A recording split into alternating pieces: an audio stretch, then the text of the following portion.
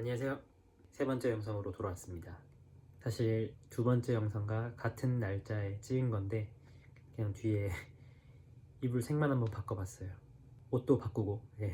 오늘은 27일이고요. 이틀 전에 크리스마스였는데 크리스마스를 어떻게 보냈는지 얘기를 해보려고 합니다. 별건 없었어요. 크리스마스 이브에는 저랑 그 룸메이트랑 친구를 모아서 제 남자친구 포함해서 5명 소초란 홈파티를 했습니다. 라구 짜장면이랑 꿔바로우랑 또 만두랑 케이크와 와인, 샤인머스켓까지 해서 코스 요리로 맛있게 먹었고 2~3시간 정도 얘기를 했는데 얘기 주제로는 뉴진스에 대한 얘기도 했었던 것 같고 그래서 디토를 같이 뮤비를 봤어요. 어떤 친구 중에 한 명이 광고 회사를 다녀서 광고 회사에 출연했던 연예인 얘기도 좀 하고 그 연예인이 상당히 괜찮았다. 또 제가 아는 연예인 얘기를 좀 했네요. 그리고 올해 어떤 컨텐츠를 재밌게 봤는지를 각자 얘기를 해보기로 했습니다. 어떤 친구는 스포트라이트라는 영화를 얘기했습니다. 저도 상당히 재밌게 본 영화고 그 친구가 왜 그 영화를 골랐냐면 그게 가톨릭 교회에서 일어나는 성폭행, 성추행을 고발하는 미디어에 대한 얘기인데 무거운 주제를 객관적인 시각에서 그 문제를 다루려고 했던 것 같아요. 도가니나 다른 그 한국 영화에서는 감정적으로 이렇게 휘몰아치게 만들잖아요. 다른 분들은 귀멸의 칼날 얘기하신 분도 있었고 저는 두 가지를 얘기를 했는데 일단 첫 번째로는 G.O.D의 육아일기를 얘기했습니다.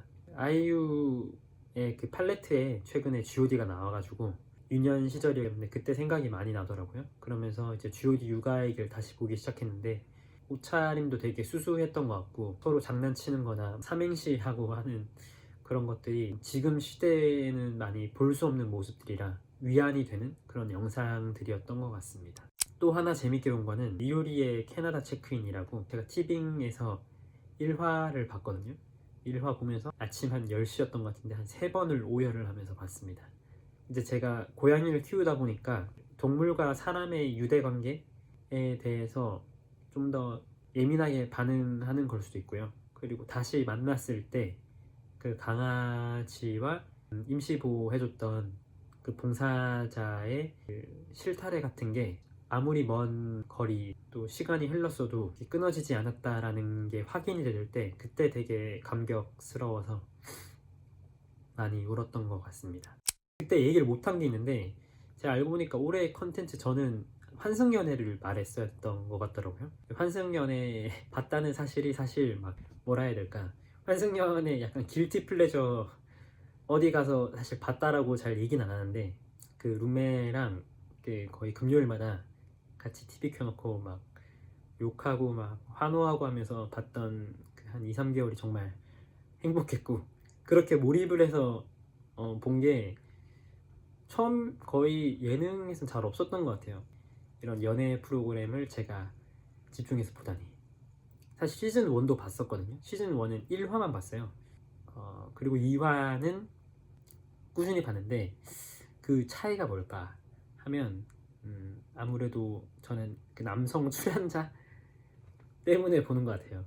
이번 2에서는 그 규민 씨가 제가 생각하는 그 좋은 깔끔한 그런 모습이어서 그분 때문에 좀 보기 시작하다가 그 중반부 이후로는 그 혜은 씨의 서사, 그게 거의 뭐 예능에서 다시 나올 수 없는 그런 서사였기 때문에 그분 때문에 좀 봤습니다. 그리고 올해 영화는 굳이 꼽자면 넷플릭스에서 설리 허드슨 강의 기적 그 영화를 재밌게 봤고 TV 시리즈 중에서는 애플 TV의 모닝쇼 그리고 넷플릭스의 언커플드 요거랑 또 넷플릭스의 보디가드 이렇게 세 가지가 되게 재밌게 봤던 것 같아요. 특히 여기서 언커플드는 40~50대 뉴욕에 살고 있는 게이 라이프를 보여주는 드라마인데 저는 사실 더 재밌게 본 퀴어 드라마는 루킹이라고 그 HBO 시리즈가 있거든요. 그게 좀 더 현실적이었는데 요 언커플드는 조금 더 극적이었던 것 같습니다. 게이분들은 재밌게 보실 수 있는 드라마인 것 같아요. 그리고 이런 얘기를 유튜브에서 해보는 것도 재밌겠다 싶었는데, 제 유튜브를 관통하는 주제는 게이니까 게이라서 어떻게 이 컨텐츠를 다르게 느꼈는지를 얘기를 해야 되잖아요. 근데 이게 결국 남자 얘기밖에 할 게 없나? 그런 거 말고는 딱히 얘기를 할 게, 특별하게 얘기를 할 게 없는 것 같다. 네, 그런 얘기를 많이 하겠다. 그리고 크리스마스에는 카페 갔어요. 카페 가서 남자친구는 일본어 공부하고 저는 영어 공부하고, 그러다가 저도 갑자기 일본어가 너무 공부를 하고 싶어서 일본어 공부를 처음 시작했습니다. 단어 서로 시험 쳐주고 좋은 시간을 보냈어요. 공부를 하고 나서 식사를 홍대 쪽으로, 그래서 최근에 제가 그 첫 번째 영상 그리고 두 번째 영상에서 했던 그런 고민들 해소할 공간이 필요하다라고 하니까 남자친구가 블로그나 일기도 추천을 해줬었고, 근데 저는 블로그나 일기보다는 좀 더 많은 사람들과 연결돼 있다라는 느낌을 받고 싶었던 게 커서, 그래서 이 유튜브라는 플랫폼에 좀 용기를 내서 지금 영상을 올리고 있는 거고, 그 크리스마스 때 남자친구가 많은 응원을 해줘가지고 이렇게 영상을 찍을 수 있게 되었고, 이런 소소한 일상에 대해서 자주 시간을 내어서 얘기를 해보도록 하겠습니다. 전 한 100명, 200명 정도라도 소수의 사람들과 좀 제가 긴밀하게 연결되어 있다는 느낌을 받고 싶고, 그게 이루어진다면 유튜브를 또 중단할 수도 있어요.